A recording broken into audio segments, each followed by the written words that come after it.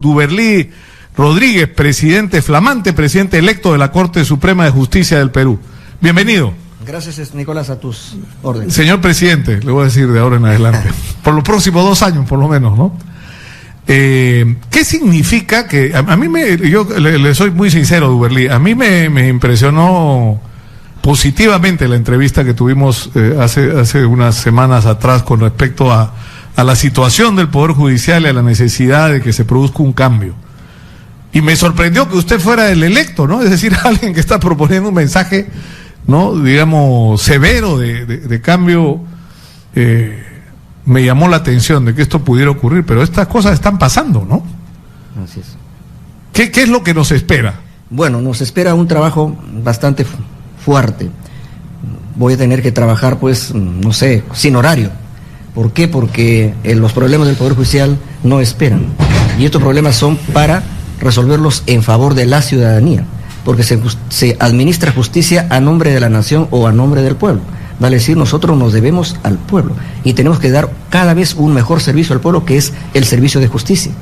Ahora, usted ayer en su discurso, inmediatamente después de la elección, reiteró cosas que ha dicho durante la campaña, y una de ellas es que el Poder Judicial no puede andar mendigando cada año por tener los recursos que necesita para hacer su trabajo, y que esto tiene que cambiar y que usted va a proponer de alguna manera una reforma a nivel constitucional para que el Poder Judicial pueda disponer de sus propios recursos y reitero, no estar mendigando, como dijo usted. Efectivamente, resulta un contrasentido que se hable de un Estado de Derecho con igualdad de poderes del Estado, con la división de poderes, ejecutivo, legislativo y judicial, donde solamente 2 de esos poderes tienen el derecho de aprobar su presupuesto, el legislativo y el ejecutivo.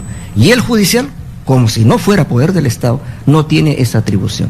Nosotros también reclamamos que el presupuesto que elaboremos, debidamente sustentado, debería también ser aprobado. Algunos dirán, pero de repente van a aprobar un presupuesto más allá de lo que necesitan. La misma pregunta le haríamos al Ejecutivo, la misma pregunta le haríamos al Legislativo.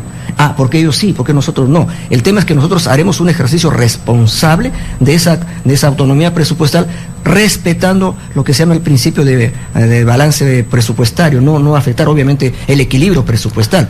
¿Eso qué supone? Que se haga una modificación constitucional. Efectivamente, para que no estemos en este tema de que me dan más o menos, tendiendo la mano de manera lastimera, tiene que haber un mandato legal, y ese mandato legal parte por la Carta Política, por la Constitución Política del Estado. Debemos ir a una reforma constitucional donde se establezca un porcentaje mínimo dentro del presupuesto general de la República para el Poder Judicial. A mí me parece muy bien, por ejemplo, que hay un porcentaje mínimo para educación, que puede ser el 10%, no lo sé, para salud también, pero igual debe haber para el Poder Judicial. Y aquí no estoy haciendo demagogia, porque en la mayoría de constituciones de América Latina, en Costa Rica, Panamá, Nicaragua, el porcentaje mínimo está en el 3, 4 y hasta 6%. Nosotros, siendo un poco, equilibrados, plantearíamos un 4% como cifra mínima. Del presupuesto de la República. Ahora, el problema es que la situación que se enfrenta hoy, es decir, no estamos hablando de un Poder Judicial que lo que requiere son fondos para funcionar. Lo que estamos hablando es de un Poder Judicial que necesita recursos para salir de la situación de postración. Es decir, yo en mi condición de periodista, uno a veces tiene conflictos, gente que no está contenta con lo que uno ha dicho, bueno, tiene que ir a enfrentar juicios y procesos. Y la verdad es que en algunos casos, diría en la mayoría, si no en todos, es penoso. Oficinas que no son construidas específicamente para ser juzgado, computadoras que no funcionan, sistemas de información manuales casi, ¿no? De máquina de escribir, unas cosas increíbles, ¿no? Archivos arrumados. Así es, le voy a dar un dato. La mayoría de soporte electrónico, técnico de computadoras están bordeando los 10 años de antigüedad. Se puede imaginar que eso... O sea, el promedio de edad de una computadora en el Poder Judicial es 10 años. De 10 años. Entonces, dígame, ¿qué facilidad tenemos para que nuestros jueces puedan trabajar bien sus sentencias, recurrir, a jurisprudencia, etcétera? Entonces, estamos prácticamente en una situación de abandono. Mire, para darle un dato, el Poder Judicial tiene una carga ahorita de más o menos 2.400.000 expedientes, 2 millones. ¿Cuál es la capacidad real del Poder Judicial para, con sacrificio de los jueces, resolver estos casos. No podemos pasar de 1,5 millones al año. Quiere decir que se nos queda un promedio de 1 millón de expedientes. Que se van acumulando. Que se van acumulando, es una bola de nieve. Entonces eso requiere más juzgados, más secretarios, más infraestructura, locales. Tenemos cantidad de locales alquilados, gastamos millones de locales alquilados, y por estos trámites que antes habían del bendito SNIF, los proyectos esos de construcción que siguen un trámite burocrático larguísimo, no podemos construir. Tenemos 60 proyectos de construcción para locales en las cortes, etcétera, y no se avanza. ¿Por qué? Porque hay una burocracia que demora esto, y que además al final nos dicen no hay plata. Aquí quiero hacer un pedido, y lo voy a hacer con franqueza. Para poder tener fondos, el Poder Judicial no solamente los puede tener directamente el Ministerio de Economía y Finanzas, también hay otros niveles del Estado que también nos pueden ayudar. Tenemos los gobiernos locales, las municipalidades. A muchas municipalidades a veces no saben ni en qué gastar su plata. Andan haciendo parques donde no necesitan, es decir, monumentos injustificables. Entonces, ¿por qué las municipalidades no pueden colaborar con el Poder Judicial construyendo un juzgado de paz letrado o una comisaría? Un gobierno regional, ¿por qué no nos puede construir un local de una Corte Superior de Justicia, como lo hizo Guillén en Arequipa, construyendo un nuevo local para la Corte de Arequipa? Pero ¿qué pasó? Como en Chimbote, en Ancash, Álvarez firmó un convenio con presidentes del Poder Judicial, también para hacer el tipo de ello, y como entró él en problema con la justicia, prácticamente se nos ha hecho una suerte de veto. No, ya no pueden firmar. Claro, porque de esa manera supuestamente los gobernadores regionales lo que pretenderían hacer es conseguir impunidad en el caso de que tenga que enfrentar la justicia. Lo que es una sospecha injustificada, porque, por ejemplo, quien firma el convenio es el presidente del Poder Judicial, ni siquiera el presidente de la Corte del lugar, ¿me entiendes? Es el presidente del Poder Judicial.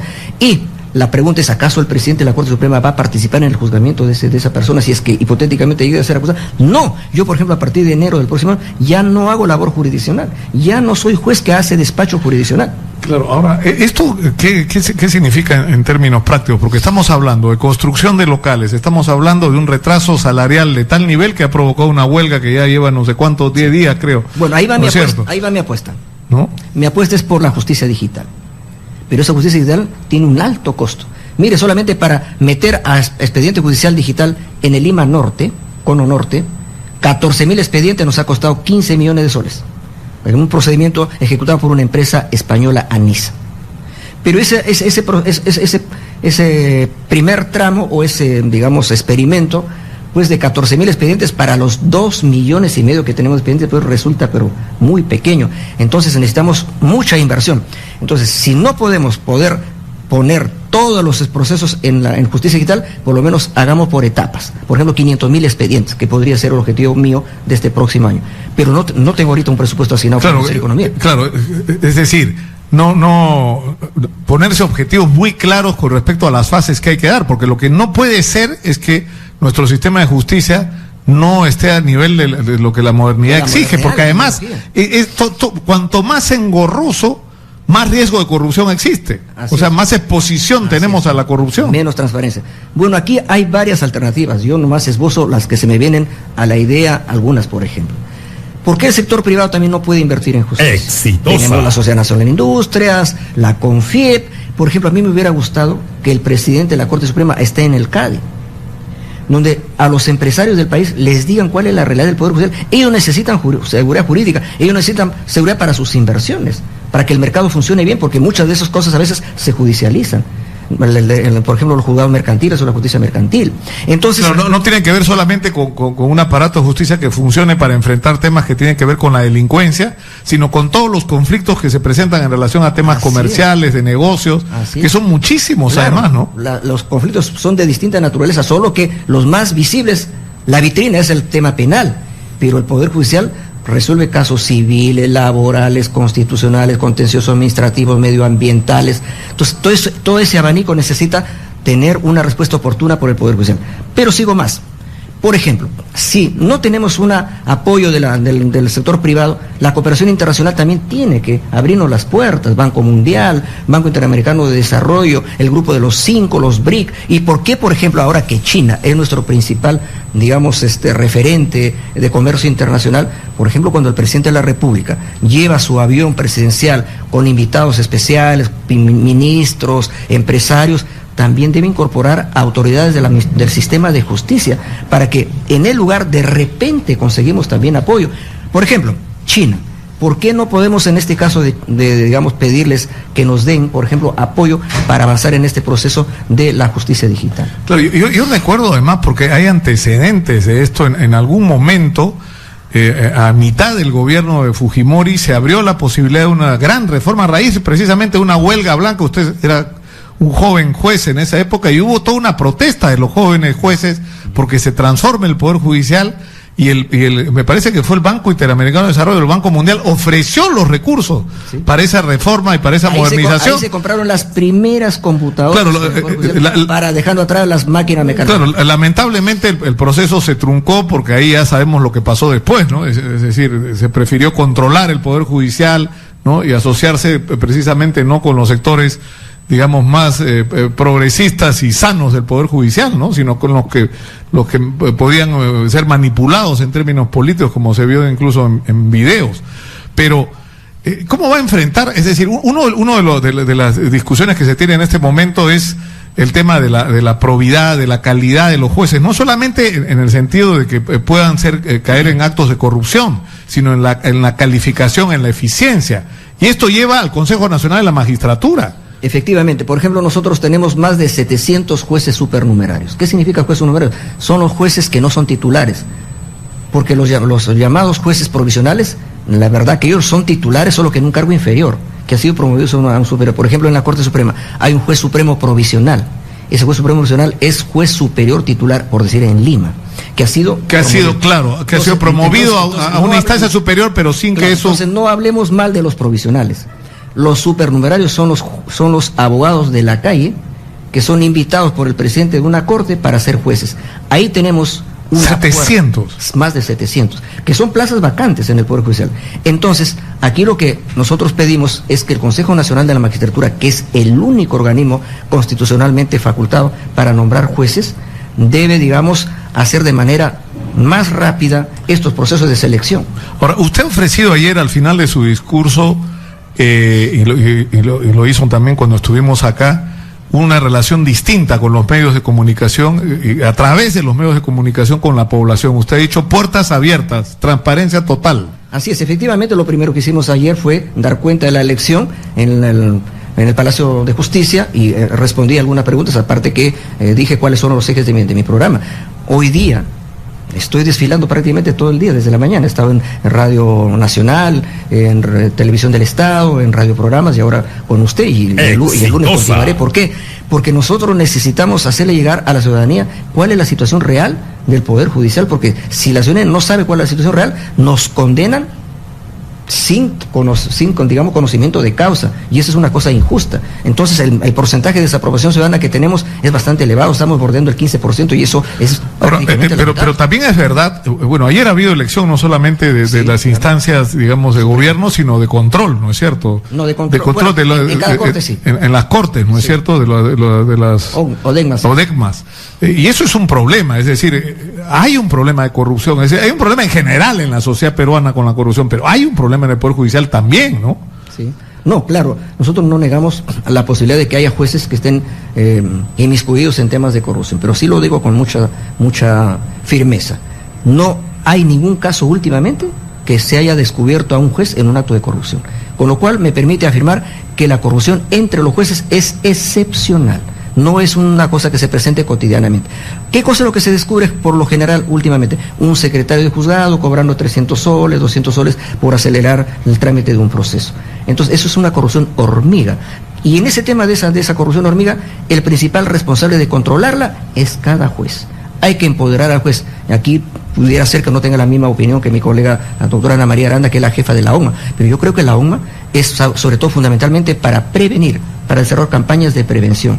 Pero los jueces, que son los que están a cargo de su juzgado y de su personal, ellos son los que tienen que garantizar que ese servicio de justicia se haga sin ningún asomo de corrupción.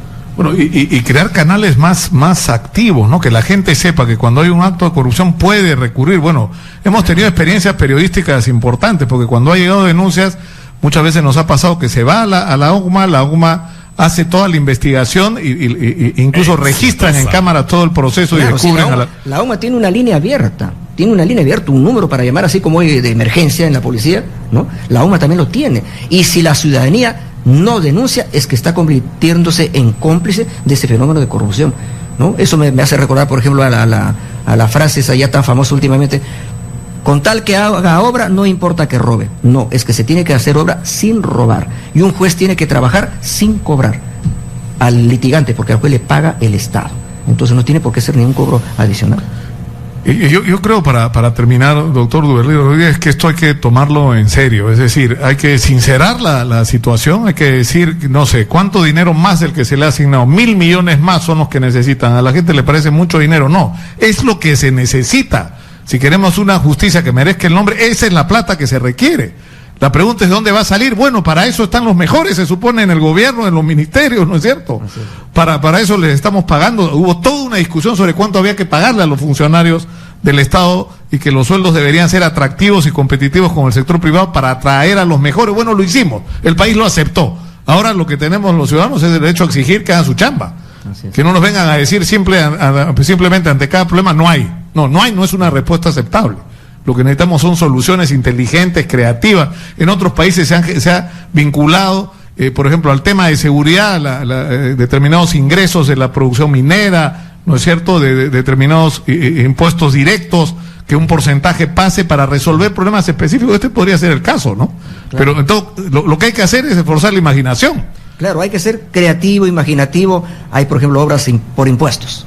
¿Por qué un banco de crédito, por decirlo, que es el más grande del Perú, también toma el tema judicial dentro de su agenda? ¿Por qué no nos pueden ayudar? Porque si yo me dedico solamente a tocar las puertas al Ministerio de Economía y Finanzas, ya sé que me van a decir que no hay plata, que es afectar el equilibrio presupuestal. Entonces yo tengo que tener varias alternativas, plan A, B, C. Claro, ya necesito 400, no sé cuántos millones de soles para resolver el problema de la digitalización y la automatización. Bueno, eso también puede ser una obra por impuestos, ¿no? Así es, claro. Está bien, muy bien. Muchas gracias a Duberly Rodríguez por estar con nosotros, nuevo, es decir, es el flamante presidente, porque usted entra en ejercicio el 2 de enero, ¿no es cierto? El 2 de enero empieza lo que estoy seguro, espero, vamos a estar mirándolo, una nueva etapa en la situación de nuestro Poder Judicial. Muchas gracias por haber estado con nosotros. Gracias. Yo quiero, antes de ir a la pausa, contarles algo trascendente que en la situación de nuestro Poder Judicial. Muchas gracias por haber estado con nosotros.